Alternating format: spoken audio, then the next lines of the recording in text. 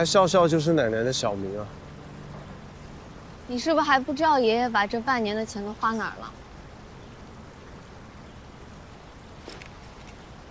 不就是花到那些跳舞的阿姨身上吗？爷爷是因为太想念和奶奶一起没有钱在南吴读书、追求梦想的日子了，所以他就花了钱，把老家买了下来，还托人找到了那个年代的家具，把老家重新布置了。看什么复刻回忆呢？肯定是希望跟奶奶在那养老啊，那个地方承载了他们最美好的回忆。他是想在自己还有钱的时候，能够把回忆留下来。整天想那些，他老了净出一些怪招。苏浩安，原来你这么想这些事儿啊？不是，他都已经让奶奶误会了，他也不讲明白。有些事情不是用说就可以解决的。觉得你根本就没有关心过他们。不是不关心，只是这些年，我觉得我们家永远都有一道伤口，没有人敢提起，也没人敢碰。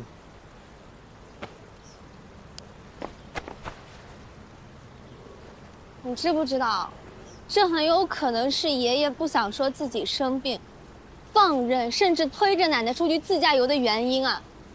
你们家只剩3个人了，却没有一个人愿意好好的为过去聊一聊，那你们这样未来怎么办呢？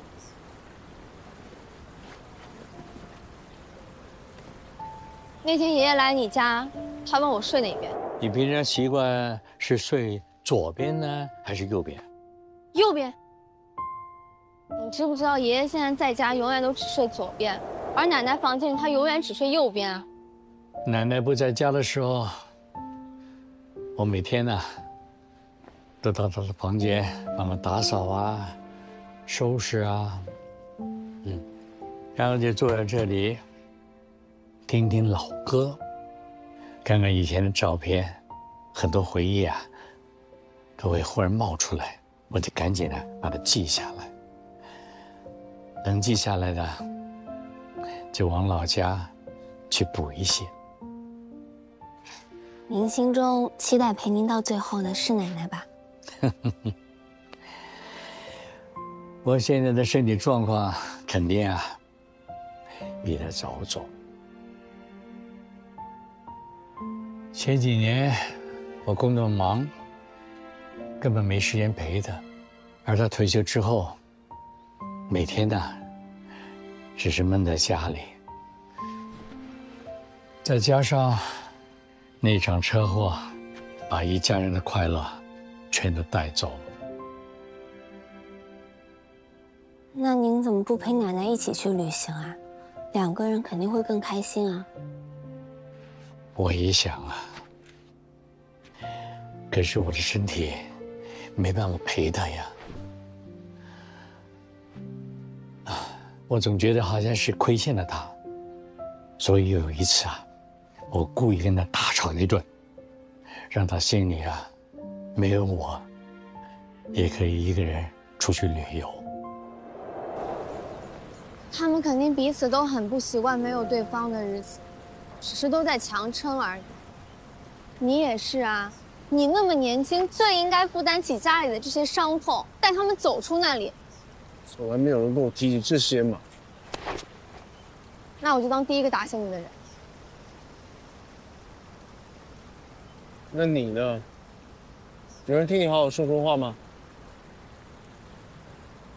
这里又是座城，是你每当碰到压力的时候就会躲避逃避的地方，所以你不是没有压力，只是没有人好好听你说话，不是吗？我接单去了。钟思乔，你帮助了点点，帮了向朗，你帮了你所有的家人，你帮了你身边所有的人，也帮了我。那你呢？谢谢大家。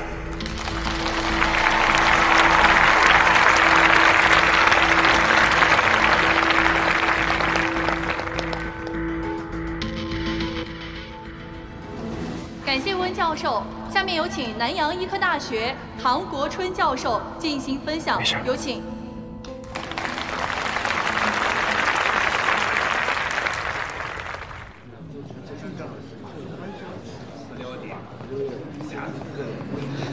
苏维安，你是不是没完没了了？你干什么呀？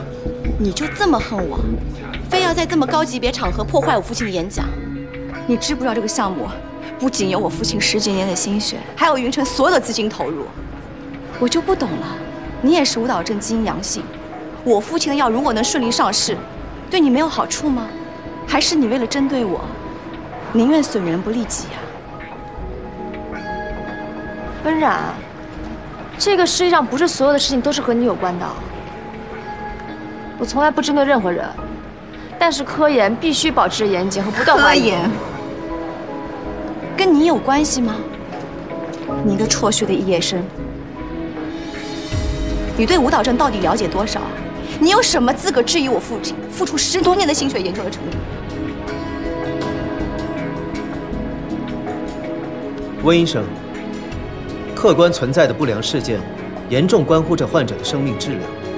虽然目前全国只有3万个舞蹈症患者，但是再少再小的群体，都不该被忽视。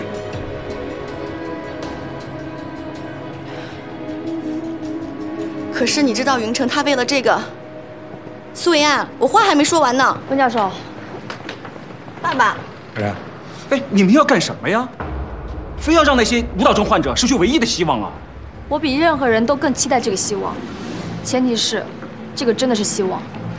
哎，看来2位还有问题没有问完，对吗？问吧。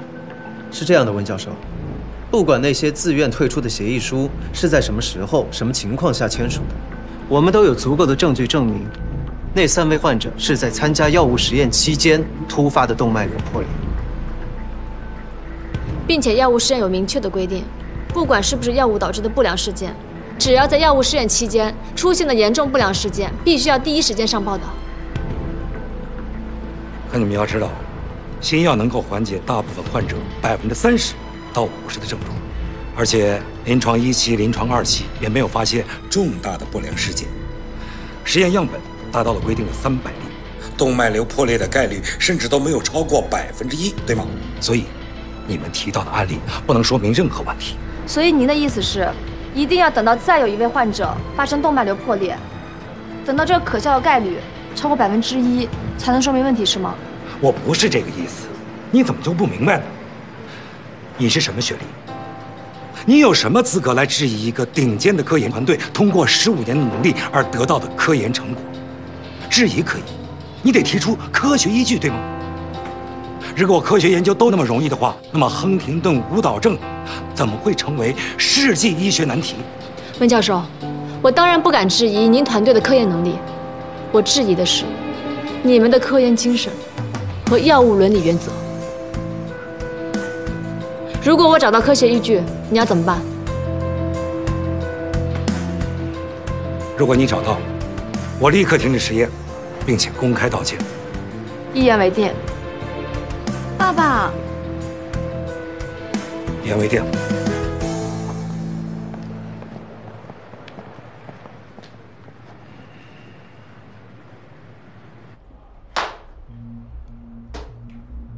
斌呐，我得等你的解释。老师，我向你保证，我的所有行为都符合药物实验的伦理原则。他们都是自愿签署的协议书，整个过程都有律师在场，我没有丝毫的强迫和威胁。老师，过世病人的遗体当时就已经火化了，根本就没法证明他的死因是因为试验药物引起的不良事件。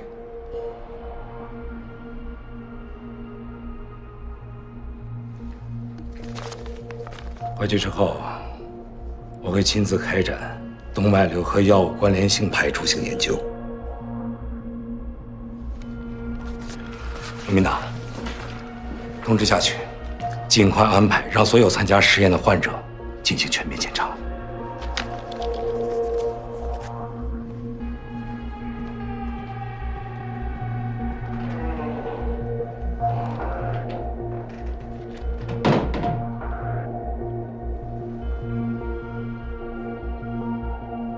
喂，杜总啊。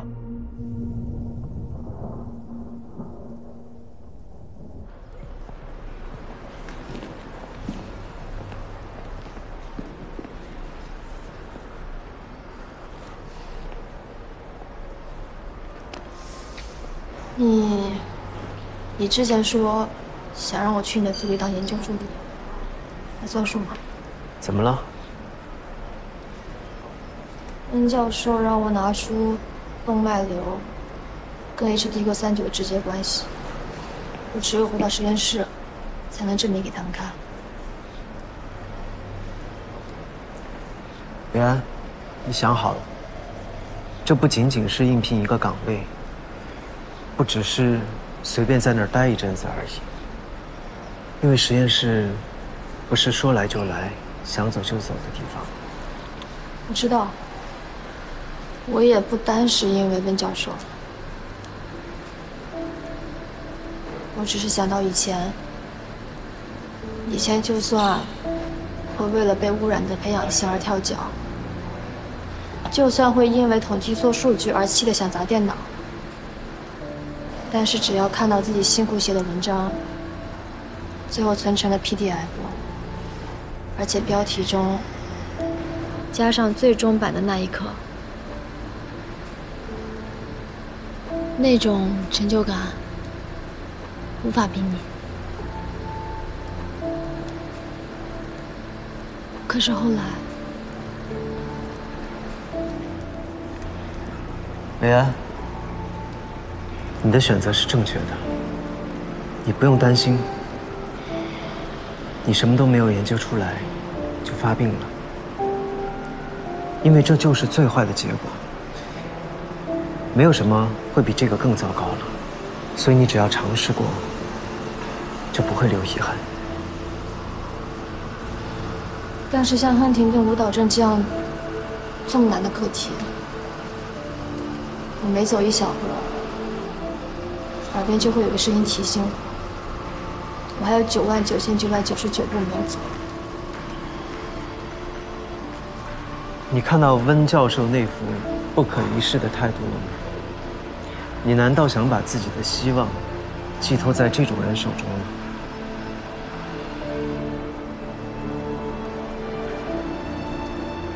你说的对，比起什么都做不出的绝望，我更害怕自己什么都没有做。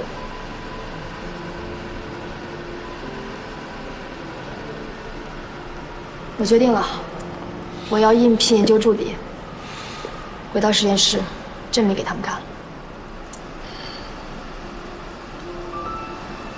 维安，这条路我们一起走下去，不管能走多久，一直走就好了。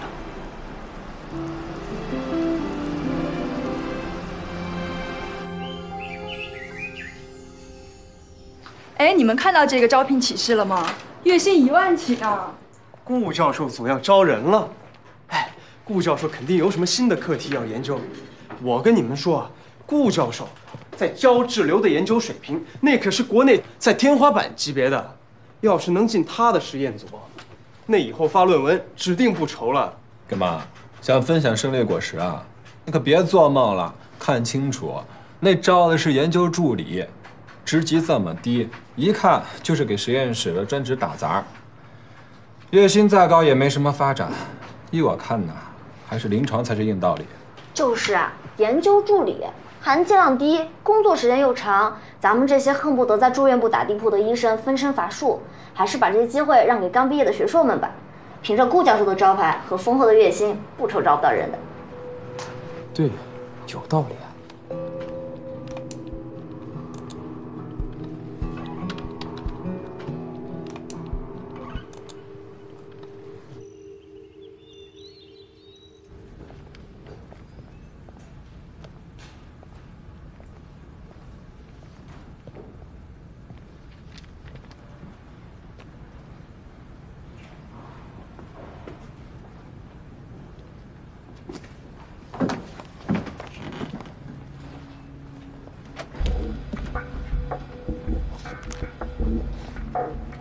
这可是硕博的教材，你看得懂吗？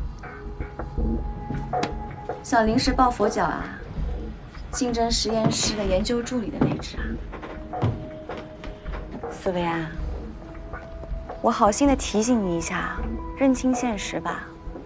你一个没有相关工作经验的本科生，凭什么敢小小进华人医院啊？谢谢你提醒我，要更努力一点。书可以还我了吗？不好意思啊，这书我借了。顺便提醒你一下，这个研究助理的位置，我也报名了。你不是博士毕业了吗？不去领。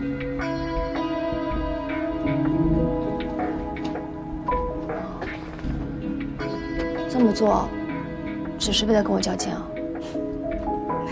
怎么会？你这是怕我了吧？怕我把你比下去，怕你再怎么努力都是白费。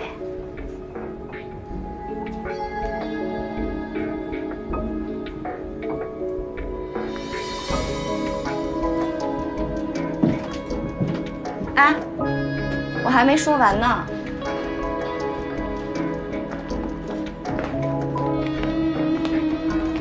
苏维安，真没想到啊，你还是个学术妲己，抢了我的男朋友，还和顾老师不清不楚的。怎么，想靠顾老师进实验室啊？真有心机。云晨知道你的真面目吗？你无不无聊啊？这里是图书馆，这么着急给我泼脏水，是怕输给我以后没借口啊？你觉得我会输给你吗？就算你的天赋高，但这几年落下的就是落下了，而我一直在前进。咱们走着瞧吧，谁输谁赢还说不定呢。老师，这些书我都借了。好。这个人因为论文剽窃被咱们学校开除了。老师，你仔细核对一下他的证件啊，看他有没有资格进入我们华人图书馆。同学，你拿好，已经好了啊。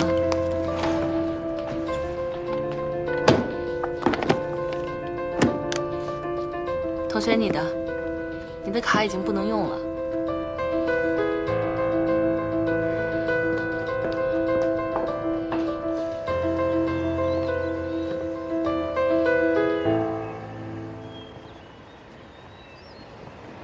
去哪儿借这么专业的书籍啊？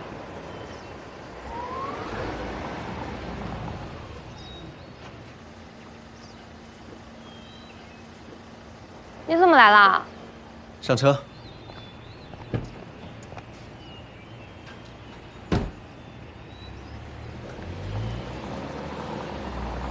伟安，简历准备好了吗？我帮你递上去。我早就已经投递到公开招聘的邮箱了，还等你。实验室的大门必须靠我自己的努力打开。这么有信心？这么快是我的女朋友？那当然了。既然已经做好决定了，我就要正大光明的回归实验室。其实，这么短的时间，想要系统的提升理论知识，是不太现实的。研究助理这个位置，其实更注重的是时间。伟安，接下来的时间，你可能会很辛苦，你要做好心理准备。放心吧，我甘之如饴。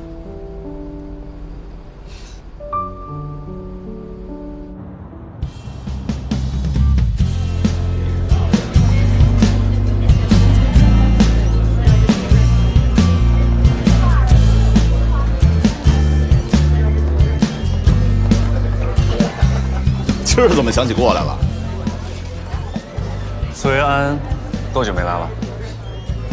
维安得有1个多星期了，他不是忙着备考吗？备考？你不知道啊？他想进那个华人的实验室做研究员，那地方要进去必须要考试啊，所以最近一直忙着备考嘛。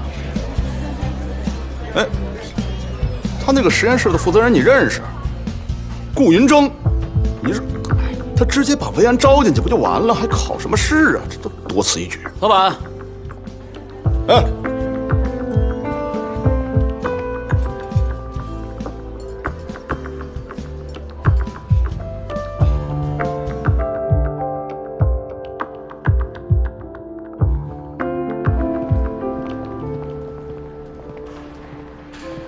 师兄，你说要来的地儿就是这儿啊？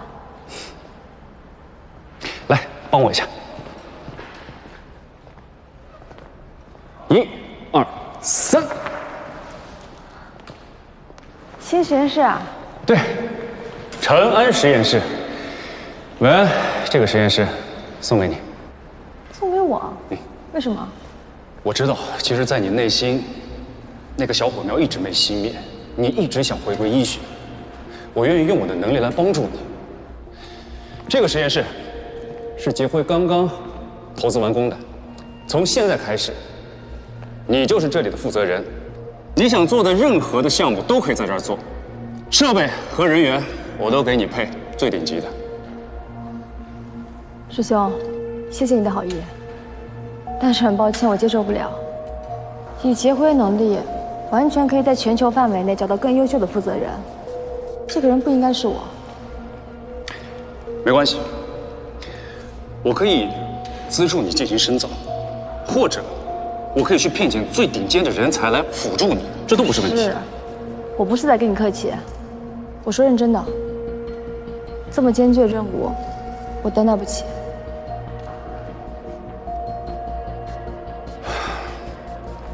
我不理解，加入杰辉，你可以和最优秀的团队共事，即使你在杰辉，在管理岗位上做一个闲职，那成就感也比你做一个科研助理来的强啊。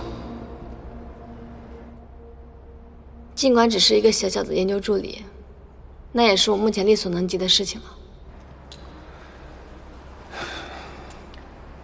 我已经答应顾云峥去他的实验室帮他了，我们俩在一起了。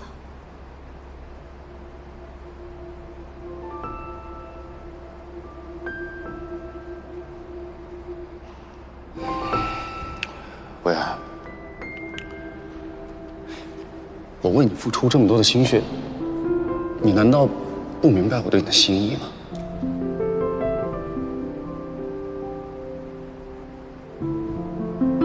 师兄，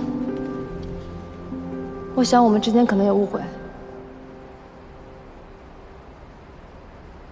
一直以来，我都把你当成我的师兄，从来都没有别的。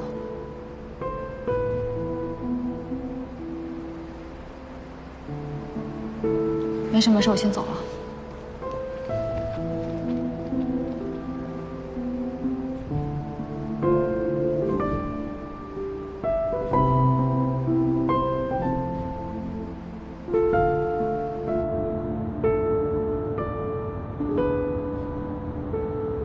欢迎苏女士莅临指导。干嘛呀？又不是第一次来，这么神神秘秘的。还有这个，这可是我为你准备的特别款式啊，不可爱吗？可爱，就是有点粉。粉多好呀，女孩子不都喜欢粉色吗？来。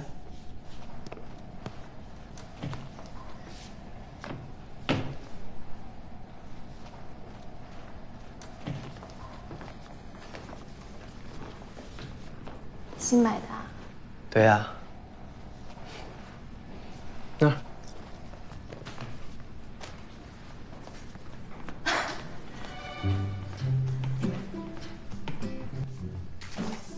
都是你买的吗？啊。这眼光比我们家兰姐还一言难尽呢。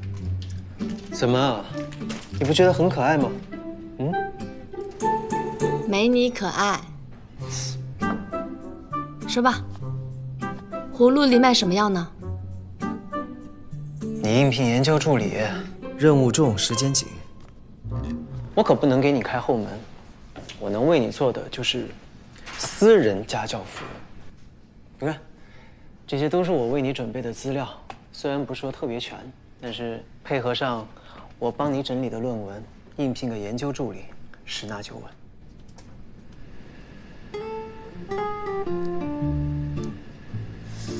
准备这么充分，顾老师，你蓄谋已久。我是觉得你家离学校太远了，你这样每天来回跑，不影响复习进度吗？再说了，你回去那么晚，也会影响楠姐休息的，对不对？这儿多好呀，云蒸咖啡图书馆，专属空间，专人服务，24小时为您开放。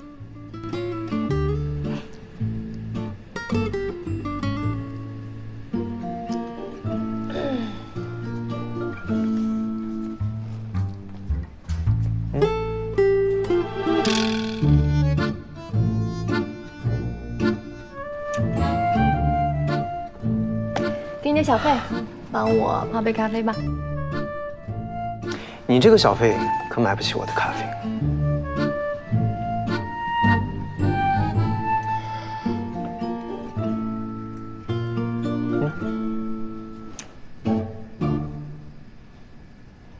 这就对了嘛。维安，你学习紧，我工作忙，一不小心，咱俩1个星期都见不上一次。我们好不容易才走到一起，从今天开始，我想每天都看到你。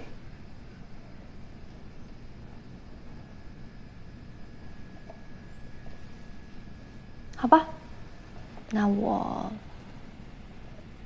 考虑一下。考虑一下。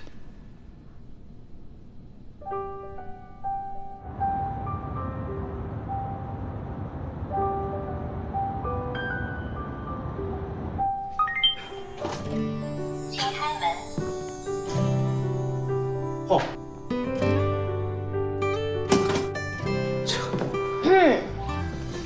维安，你这是全搬过来了？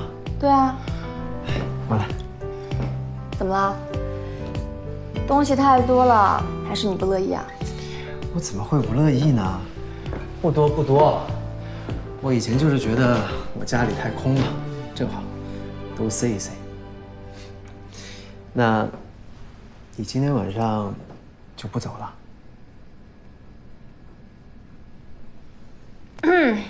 医院离你家比较近，上班方便。以后呢，我就每个周末再回家。那，你搬过来跟我一起住，怎么跟兰姐说的？我就说实验室太忙了，医院给安排宿舍。只是我没有说这个宿舍很豪华，而且还有24小时贴身服务的人。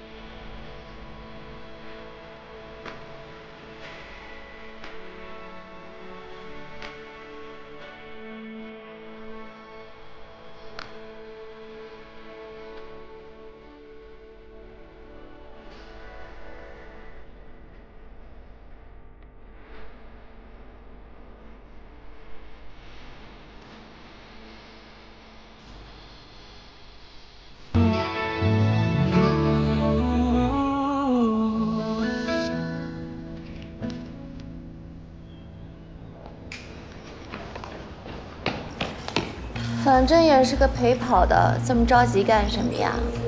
早有这股劲儿，也不会到现在还是个本科学历。他说谁呢？谁是本科学历？华人应聘不筛简历的吗？本科毕业也能参加面试？不会是因人设岗吧？这么倒霉？初试开始，点到名字进来。李玉芳，跟我来吧。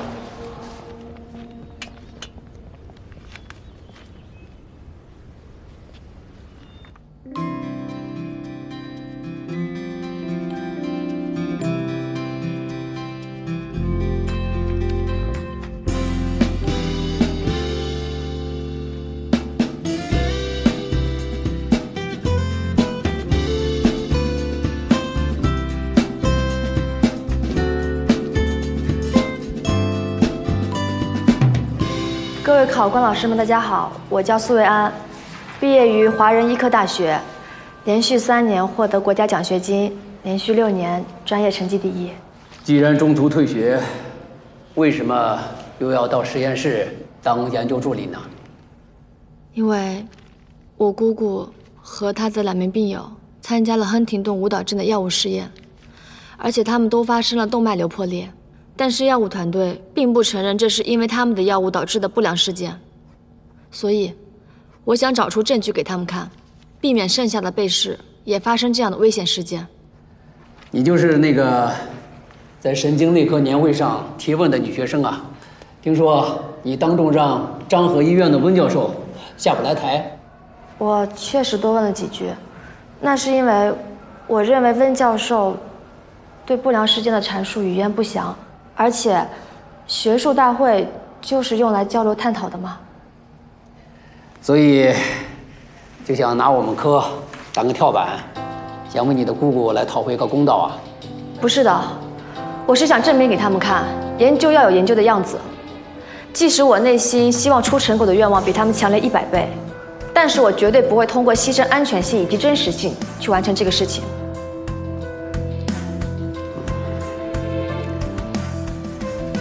下次啊，找别的医院的大教授的时候，记着带上你们找出来的直接的证据。我通过面试了。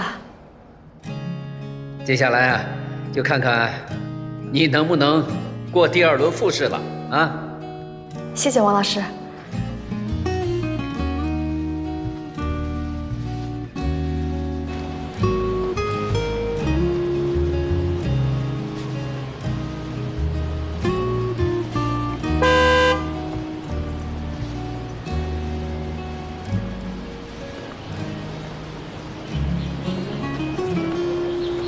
不是说了在家等吗？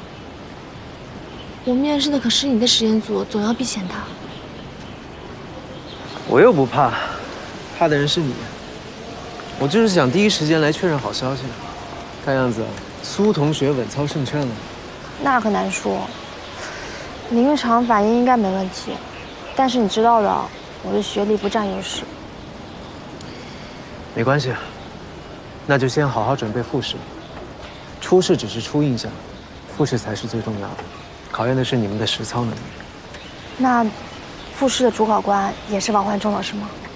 嗯，你可要小心了。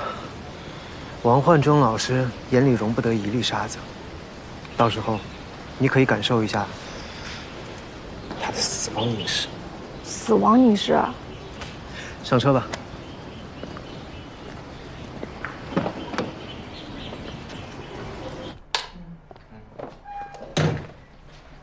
拖鞋，江江。啊，江江，不好意思啊，家里有些乱。别，没有，我觉得比我想象的好。那我收拾一下，你先坐这儿吧。好。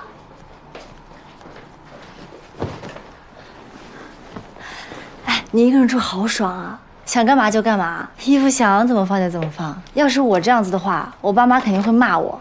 那你这么晚出来，你爸妈不担心吗？不会啊。 我都跟他们说好了，那就行。你不问一下我是怎么跟他们说的吗？那你怎么说的？我说我已经有男朋友了，他会照顾好我的。那肯定啊，多晚我都负责把你送回去。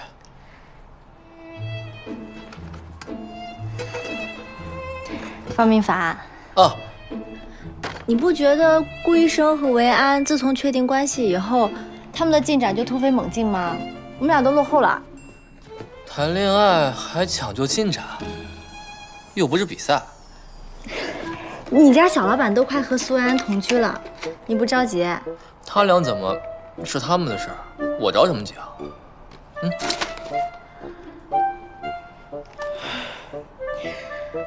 方明凡，你每天晚上回来这么晚，那么忙，扁扁他会孤单的，对吧？他才不孤单呢。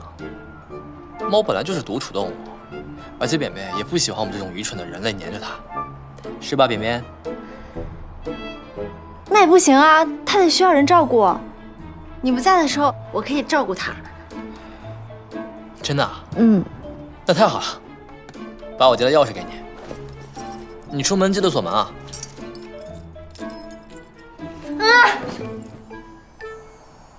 怎么了，江江？方明凡，哦，你活该单身。是我暗示的不够明显，还是我魅力不够？我是一个女生哎，留宿这种事情，你要我直说吗？留宿？你要住这儿？不是江江，我是觉得你在家里待着挺舒服的，你来我这儿多委屈你啊！我怎么会觉得委屈？我不会觉得委屈啊，方明凡。我从小都是跟我爸爸妈妈一起住的，而且我大学都是走读的，从来就没有享受过这种一个人独处的空间。你这里吧，虽然不是很大，可是很自由啊，每天想干嘛就干嘛，想几点睡就几点睡，想点外卖就点外卖，想吃夜宵就吃夜宵，多爽啊！而且，还是可以和你还有扁扁一起，多幸福呀！你真这么想？嗯。好啊。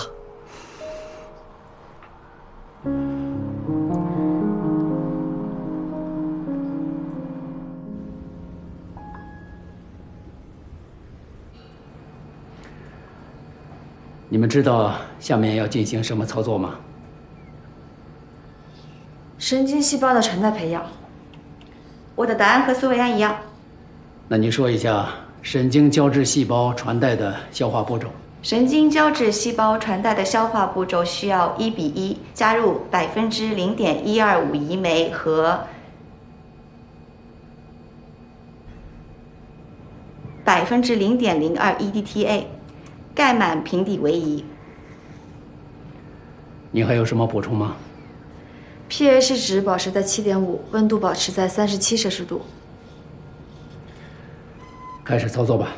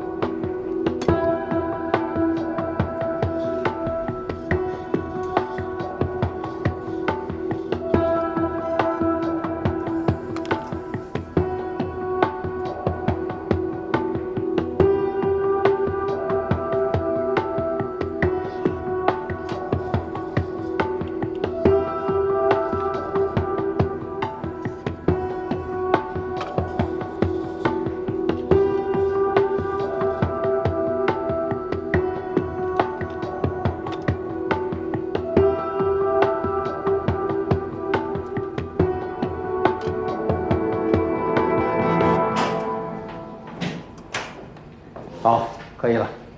主任辛苦了。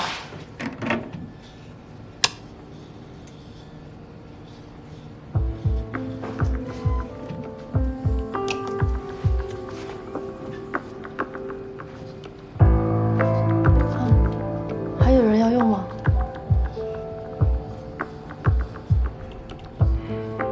没有了。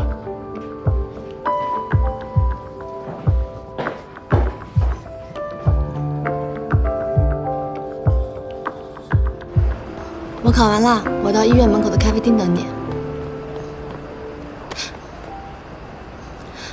几岁啦，还玩偷袭？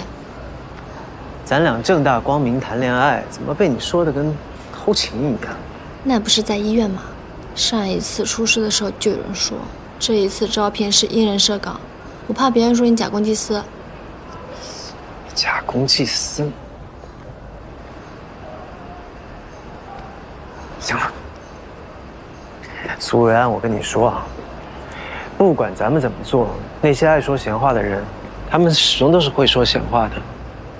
倒是你啊，你倒是给我多一些假公济私的机会啊！我才不呢！我跟你说啊，我今天算是真的见识到王焕忠老师死亡凝视了。不是，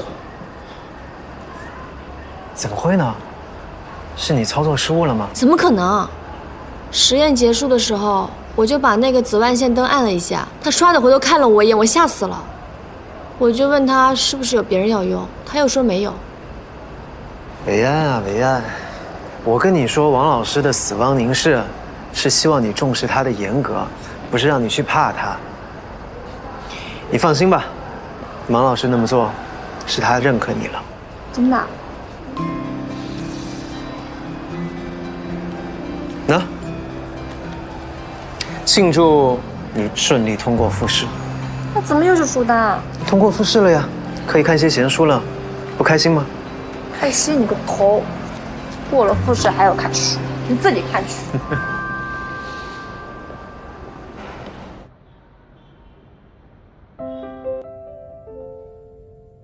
在医学世界里，我们不得不面对各种可能性。我们之所以被这门不完美的科学所吸引，是因为我们迷恋可以妙手回春的那一刻。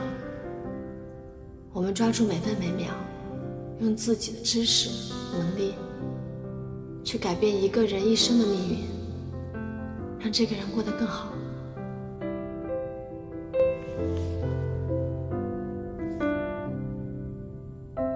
什么年代了，图书馆都电子化了，怎么还有这种手写的借书卡？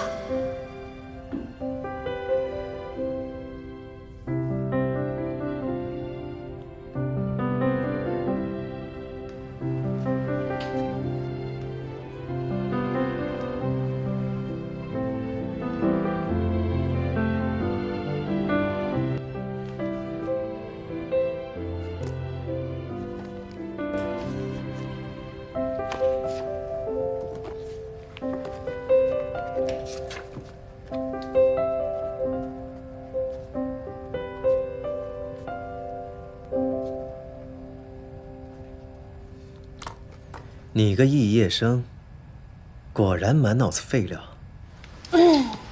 吓死我了！你怎么走路没声音啊？我看你神神秘秘的，以为你在研究什么高深的理论，原来就是在做这种。我记录借书卡呢，犯法吗？不犯法，但是浪费时间。这怎么浪费时间了？这样的话，我们两个人的名字会被永远记录在图书馆里面。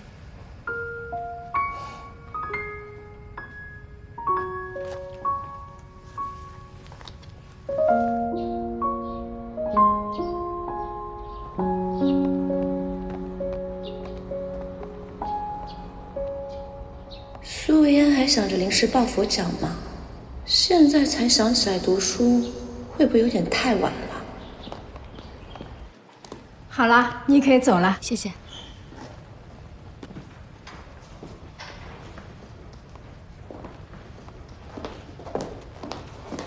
老师，等一下，先别还，这些书我想借。